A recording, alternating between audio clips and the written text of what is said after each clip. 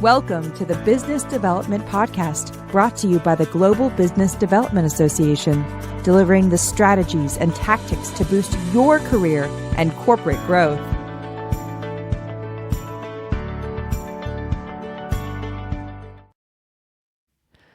Welcome, everyone, to the Global Business Development Association's podcast called What is Business Development?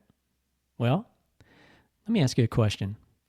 Is your business struggling to scale, struggling to land high-value clients, tired of inconsistent revenue and wasted opportunities? Sounds familiar to you. Look, I get it. Business development isn't just about making calls and hoping for deals. It's about strategy, positioning, and execution. And for over a decade, our guest today, Kelly Kennedy, he's helped founders, executives, and sales professionals close bigger deals, build powerful relationships, and grow businesses that last. And he is busy not just with his main business, but a number of things. But his main business is Capital Business Development. It's a strategic partner in unlocking business growth and driving sustainable success, specializing in outsourced modern business development solutions that also offer expert business development coaching and advertising services to help your business achieve your goals from every angle. At Capital BD, they combine proven strategies, innovative thinking, and commitment to excellence to deliver tailored solutions that align with your objectives. Whether you're seeking to amplify your sales pipeline, enhance your market reach, or refine your business development skills, they bring the expertise and dedication and creativity to make it happen. And I'm so excited to bring our guest on this show today. He is a thought leader, a top voice in business development. And when I say top voice, I mean just not on LinkedIn. He also is the producer and host of the Business Development Podcast, which I know everybody listening to this as a BD pro will love to hear that. Kelly Kennedy, welcome to the show. Tony, it's a pleasure to be here. Thank you for having me. Kelly, it's such a privilege, an honor to have one of the top voices in our profession. And I'll also say one of the leaders in really elevating the art, science, and ethics of business development. Kelly, could you tell us a little bit about how you got into the business development profession?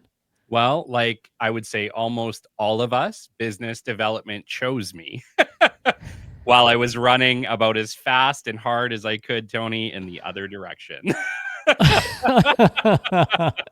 If you would have told me, back in college that, one day you would be, a thought leader in the business development space, I would have one said bullshit, and I would have two said, what the hell is business development? It's so funny because I'll do a quick little recap, but I spent a lot of my youth working in sales. I worked at a car lot when I was a teenager. I sold cars for a brief stint. I worked in electronic sales. I worked in parts sales. I remember I was in my early 20s and my sister sat down with me. She's like, Kelly, what are you doing with your life? Like, is this really what you want to be doing? I was like, I don't know. I don't think so. And she's like, well, it's time to go back. It's time to go to school. It's like, go to college, figure it out. And at the time, I had no idea what I wanted to do. So I was like, I'm just going to take business, right? Like anyone who doesn't know what they want to do, they take business and figure it out later. And that was my plan. I figured what I wanted to do was get out of sales and, do operations or like do something that I knew what every day looked like. And it was funny because I did that, went to school, learned about sales, learned about marketing, learned absolutely nothing about business development. And ended up, working in an operations role for a small startup inspection firm in Alberta, Canada. And, it was awesome. It was a great position. I learned a ton. I learned way more than I ever learned in school. But I remember sitting down with the founder one day and him just saying, like, Kelly, like, with your sales background and like the way you are with people, like you need to be doing business development. Have you ever considered that?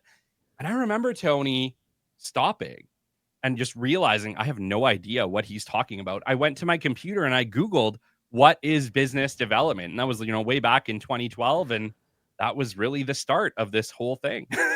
Wow, great story. Great story. And I love the fact that you Googled what is business development. Little inside ball here, Kelly. I'm trying to SEO optimize the name of the show. That's why it's called What is Business Development? It's a great name, agreed. And I think there's a lot of people to this day sitting down on their computers for the very first time typing what is business development.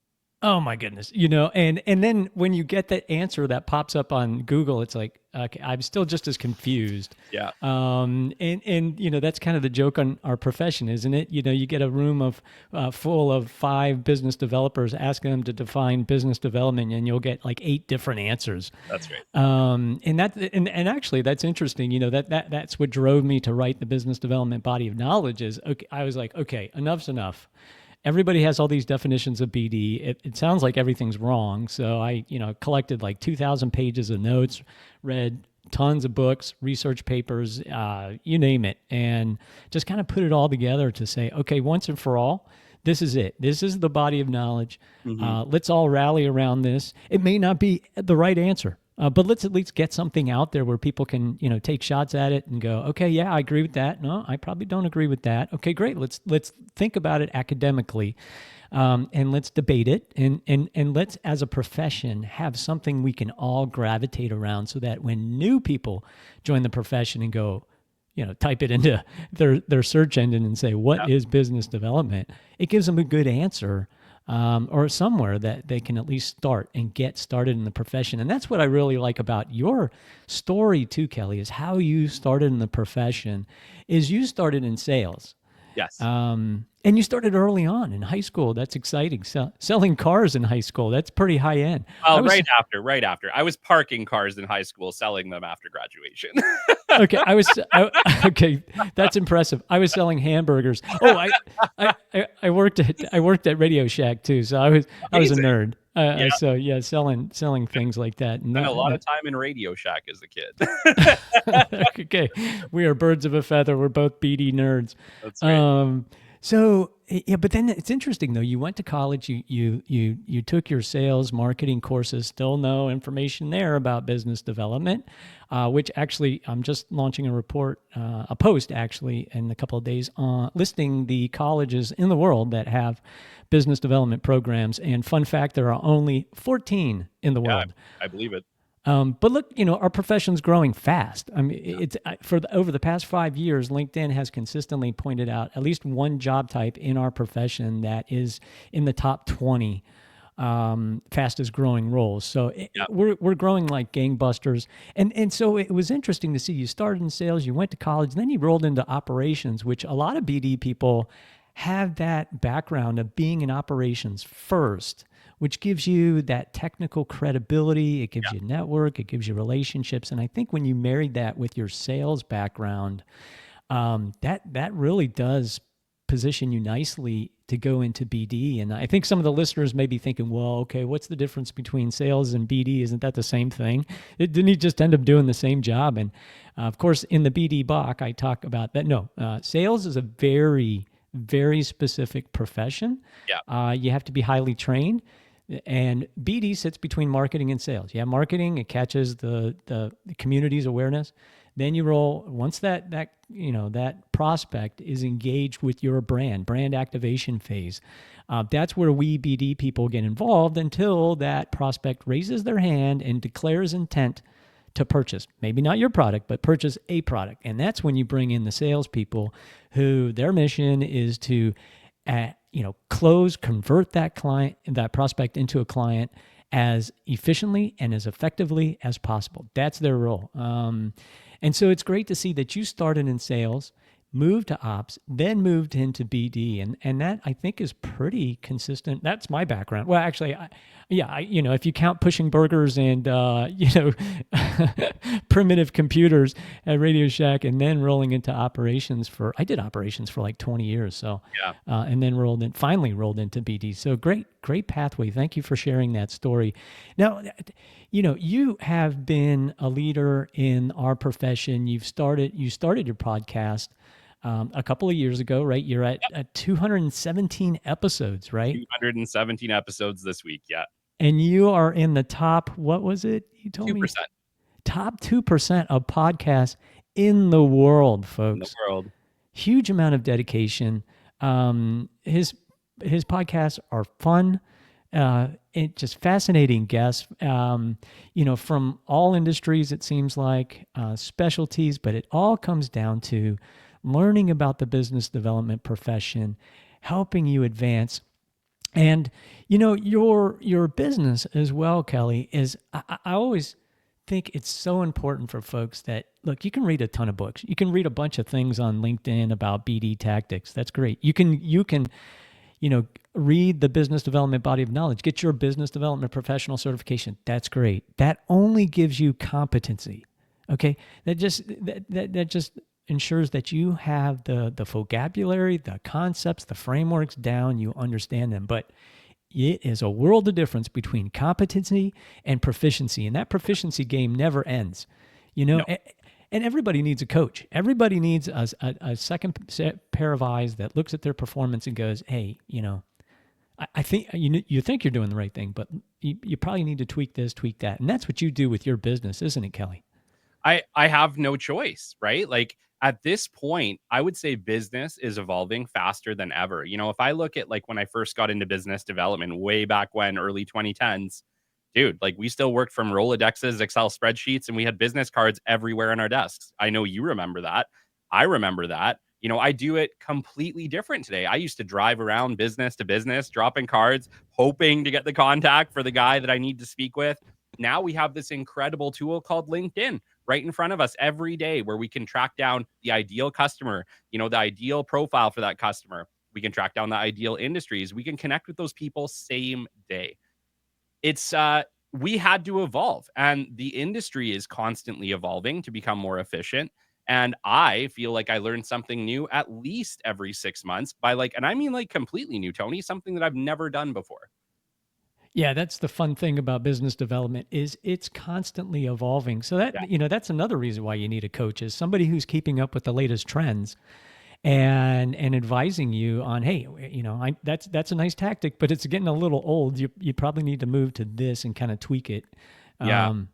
Sorry. I just think it's really important that nobody in business development just accept where they're at, right? Like at the end of the day, no matter where you are, no matter how long you've been in this industry, there's always more to learn. Even me, if I stop trying to evolve, if I stop trying to figure out what's working, what are the keywords, what are people engaging with, what is the length of posts that people are engaging with, what is, the messaging, because, especially as we start to market to millennials and Gen Zs, right? I was doing some research the other day for a show, and I realized that millennials, which I am, we have an attention span of 12 seconds, guys. Like if you're sending people marketing materials that are like 8 pages long, they're not even going to get through the first half page. That's right. We have to understand who we're marketing to. Gen Zs are even worse, like 8 seconds. And just for fun, Tony, a goldfish has a 9-second attention span. So it's not going to get easier. It's going to get harder. And so we have to evolve.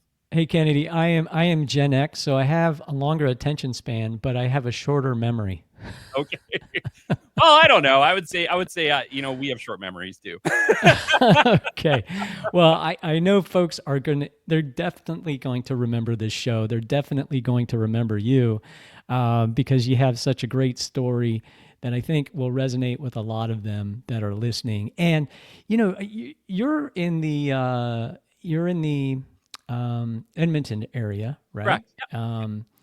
Is your consulting just localized to that area? I know I think you spent a lot of time in the oil industry there.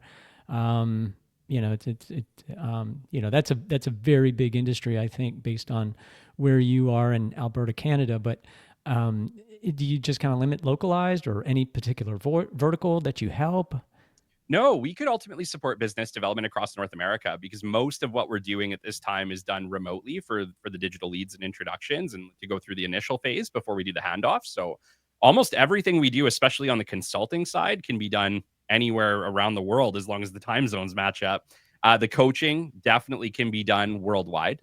We offer that remotely, and it's very easy program. It's 3 months long. We walk you through the entire business development process from setting your initial goals to identifying what it actually takes to accomplish them, to then putting together a plan for your specific business on how we are going to create an effective process that you can follow weekly. I think some of the biggest challenges that anybody in business development, even me, when I look back at the beginning, was you could be anywhere in a week and not know what to do next. You can just find yourself in a bit of an analysis paralysis.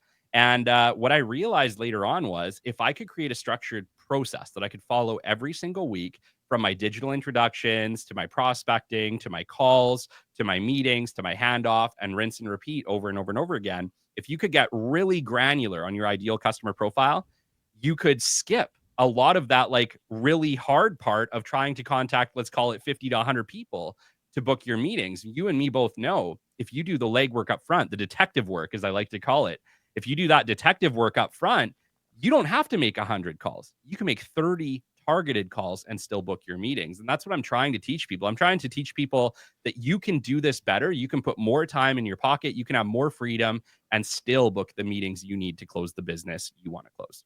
Oh, that's great. That's great. Yeah. It's all about probability of win, probability of the Right. conversion, probability of, getting the meeting, the follow-on meeting. It's all about probabilities. And a lot of that probability is, like you say, it's doing the detective work, That's right. the intel gathering Yeah. to make sure that you can personalize the engagement and deliver real value to that prospect and compel them and nurture them to the next phases. So that's great. And are you engaging at the CEO level, the C-suite level? Or are you also engaging with the BD team, direct contributors as well? How does that typically work? Typically, what I'm engaging with is the ideal customer profile based on what we identify with the organization. So if we identify that the CEO and the executive suite are the people we need to speak with, then that's who we engage with. If we identify that it's the quality managers, quality directors, safety managers, safety directors, you name it, technical managers, plant managers, it all comes down to identifying the ideal buying positions. Because me and you both know we have to speak to the people who understand why our product and service is valuable, right? So many companies, they just aim for procurement. And me and you both know that procurement is great in some scenarios, but usually they're the last to know, right? Like we're told that they're who we should speak with, but most of the time they're the last to know there's even a challenge in the organization. Yes, so true, so true. They are they are a service provider within their organization. The ops folks, the program managers, the internal folks with the needs are the ones that write those requirements and tell the economic buyer, hey, buy this. Here are my specs. So yeah, so true, so true. And I'm sure with your consulting, your coaching, you're providing those frameworks. But I bet you're also providing a lot of business development tactics to them. And this is the part of the show where I like to roll right into our guest's top 3 BD tactics. So I can keep talking to you for hours, Kelly, and you're just so fascinating with the work that you've done and where you're going. But if we could just transition into your number 1 BD tactic, what do you have at the top of the list? Make your calls, right? It doesn't matter how great your online presence is. It doesn't matter how incredible your website or your brochures are. Everything you do is to get to a meeting, and there's nothing more powerful than your voice. And I know we live in a time where everybody's afraid to pick up that phone, but we have to push past that fear. I still book 90% of my meetings through phone, probably the other 10% through a back and forth email, but 90% of the meetings I book are still because I picked up a phone, I've called, I've done repeat calls, typically anywhere between 8 and 12 calls on average before we close that meeting.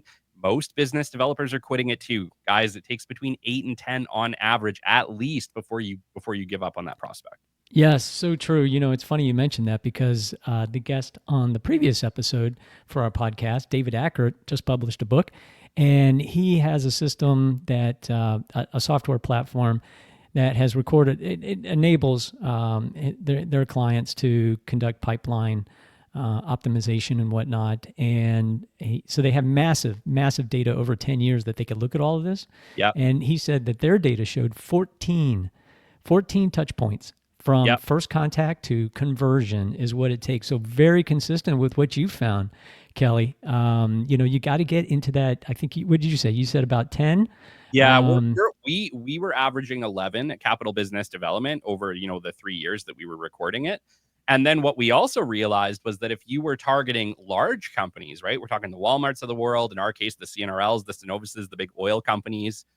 Sometimes it takes 30 to 33, all right? Like Wow. if you have the right person, my rule of thumb is this. If you know you have the right person, you've done the detective work up front, you know you have the right person and you have that direct contact, especially with those big companies, 10 to 14 ain't going to be enough. You got to keep going with it. And here's the reason why. I actually sat down with a procurement leader with one of these big organizations and we became friends.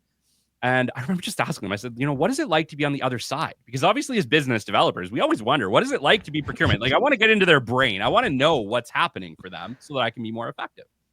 And I just said, at the time, Josh, I said, Josh, what's going on with you? Like, you must just get like flooded with emails from people like me every single day. And he says, Kelly, we get 1,000 emails a week at the organization I work at. 1,000 emails a week that comes into my inbox. Do you think that I could even remotely keep up with that? The answer is no. I don't even check. Here's the thing. We have a computer program that filters out the specific things we're looking for. And so you might have sent 30 emails, but I am seeing it for the very first time when I search for it. And so I always say this to BD people, don't get upset. Don't get mad that they didn't get back to you. Don't be afraid even to send the same email 30 times if you know you have the right person, especially these really big organizations, because there's a really good chance they're using filtering systems and they're going to find you when the need arises. Wow, that's great. Folks, you heard it from the master of business development. Persistence pays, okay? Don't give up after the second call. It's not personal. Oftentimes, those economic buyers especially will be distracted with so many inbound messages. I can't even, 1,000 is insane. I can't, that's not an email box anymore. That's just a database of some sort. That's right. It is really at the end of the day, right? So don't be afraid. Like I always say, if you know you have the right person, don't go ahead, send the same email 30 times, leave the same voicemail 30 times. You don't know when they're hearing it for the very first time. Okay, that's great. So tactic number 2, what do you have next in that bag of tactics there? Have to use LinkedIn at this point. LinkedIn is a mandatory tool for all business developers. If you are not using it, you have to start tomorrow and you got to get caught up real quick. I couldn't even imagine, Tony, doing business development the old way anymore. It was funny. I was having a conversation with my fiance the other day and I was just saying, like, it's amazing when I look back at the inefficiency, right? Now I'm so much focused on how can I become more efficient? 1, because I run a podcast, 2, because I run a business, and 3, because I'm a parent and want to spend more time at home with my kids. So for me, it's all about how can I get more efficient every single day? And LinkedIn, and I would say it changed, right? There was pre-COVID LinkedIn and post-COVID LinkedIn.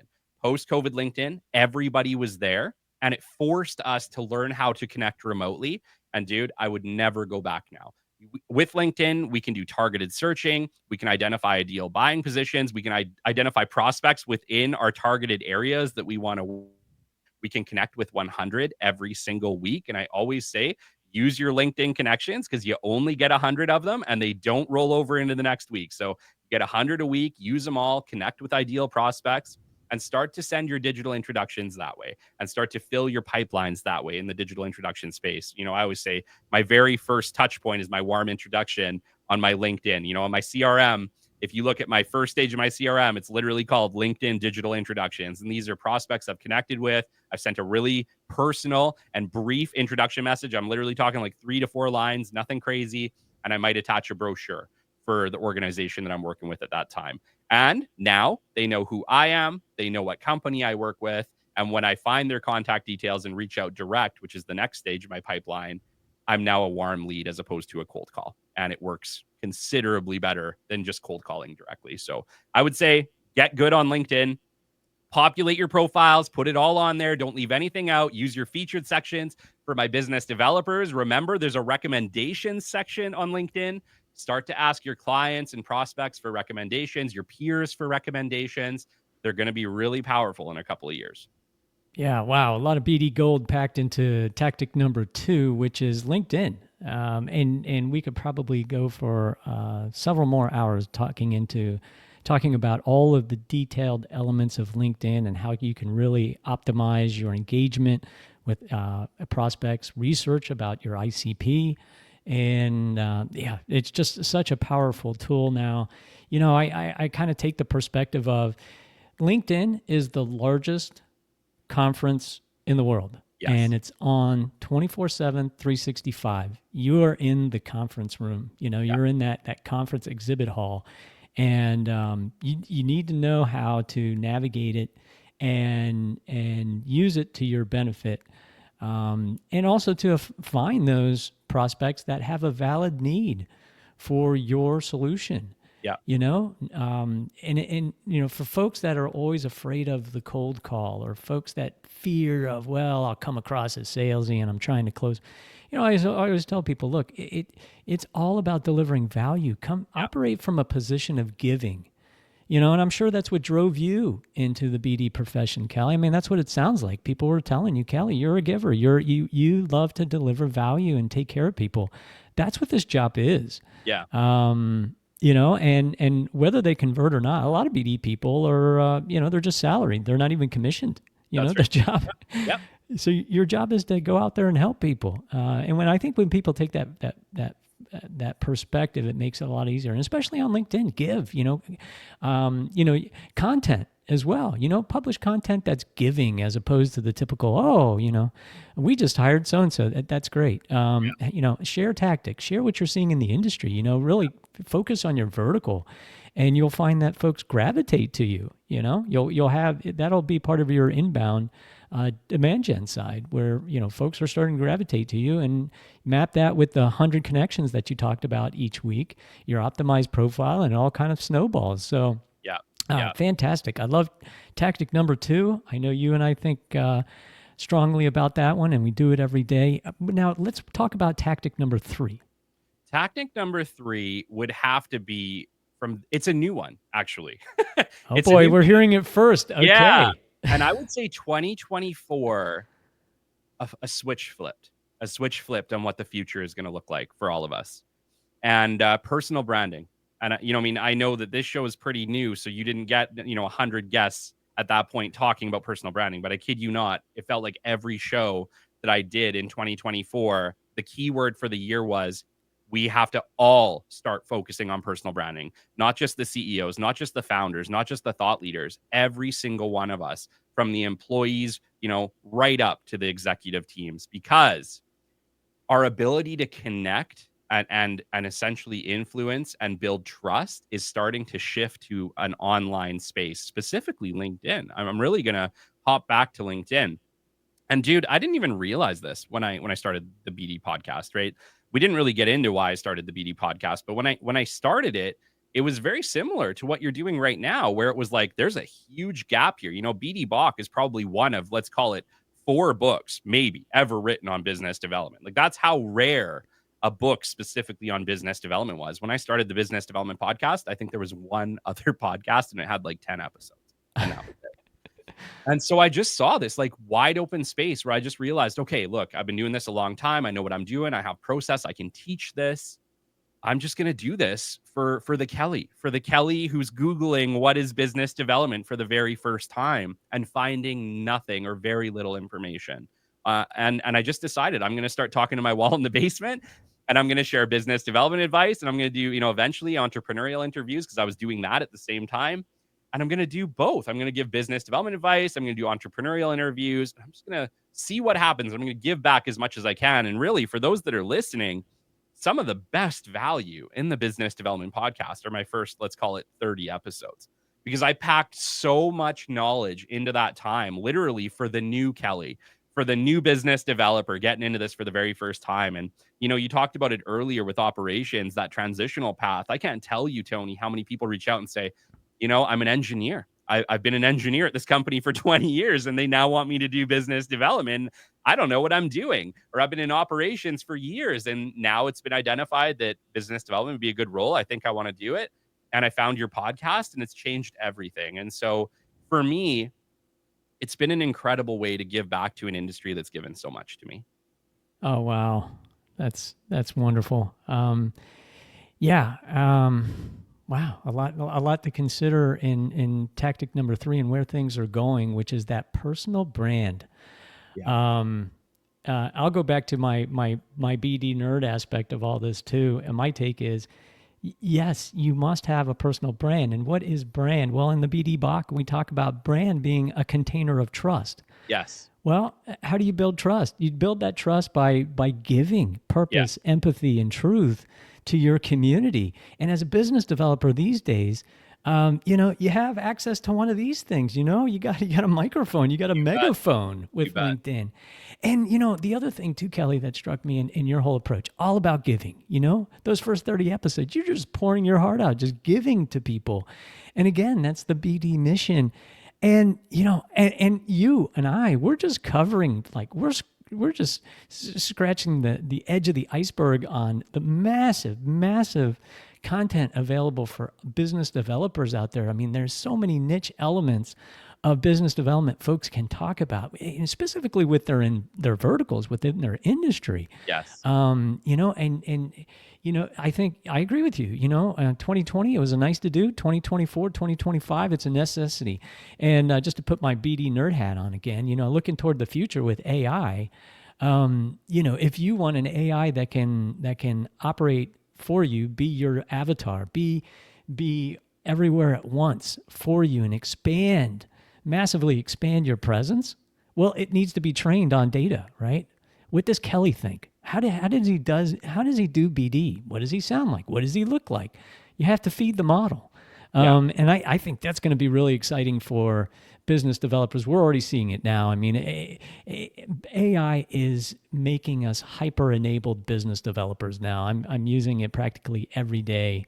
You too, you're right? I mean, and I think these go hand in hand, that building that public brand and then leveraging the tools that we have at our disposal to find those people in need. Yeah. That's our mission. All right, Kelly, I want to be respectful of your time. You're very generous with your time. Folks, Kelly has a wonderful show. It's fun to listen to. You can obviously tell he's a great person to listen to. He has a wonderful broadcaster voice. I do not. I envy that. Where can I get a microphone that has more resonance? Well, I can tell you right now, you just need an RE20. It's a broadcaster microphone. It'll do you just fine. See, folks, I'm learning from Kennedy. You can too. Listen to his show. If you need help with business development, your team needs BD coaching, the C-suite wants some help with frameworks and really advising the entire team, reach out to Kelly. He's very accessible. He was very generous when I reached out to him for the first time. I've listened to his shows. They're just so much fun. Driving in the car, it's not a lot of not a BD grind where you're just listening to data and things like that. Some very fascinating guests to really explore all the angles of business development. Kelly, can you tell folks a little bit more where they can find you, where they can reach you for your business, for your podcast? And you have a new podcast out too. So if you could tell us a little bit about that one where we can listen to it. Sure. Thanks, Tony. Well, before I get into that, I just want to say congratulations. You said 14 episodes as of today. I want you to know that I remember being at 14 episodes. I remember questioning, what am I doing? Does anyone even care? Is anyone even listening? Let me assure you, yes, you are going to make a massive, massive impact. Stick with this. The world needs more business development advice. To everybody listening, the world needs more business development advice. Yes. If you are an expert in your field, get out there, start a show, start a YouTube channel, start to put yourself out there. And I know it's scary. And let me just say, as someone who's been an introvert, and I think a lot of business development people are introverted, if you really get down and deep, I know it's hard to push out of your shell, but we need this and the world needs this. And if you're listening to this right now, this really is your call to action. Yeah, I love it. I'm an introvert as well. Look, there are 33 million business developers on LinkedIn in the world. And when I reached out to one of the top of those 33 million and I contacted you, I said, I'd love to get your feedback. I'd love to get your perspectives. I'd love to collaborate with you. You said yes. And you said, we all need to work together. BD is a team sport. It is. And that was so profound for me, Kelly. That's why I love sharing your story, love sharing the work that you do with our community all over the world. Kelly Kennedy, thank you so much for joining us today. It's my pleasure, Tony. And once again, if people do want to find me, I'm easy to find. Come check us out on LinkedIn. And if you have some time today and you want to catch another business development podcast, check out the Business Development Podcast. Yeah, well, hey, can't get enough BD, can we? No. Let's get out there. Come on, folks. Listen to Kelly's show. Reach out to him. He's a wonderful man and a wonderful leader for our community. Thank you for advancing the art, science, and ethics of business development, Kelly. Thank you, Tony, for having me, and keep going. Thank you.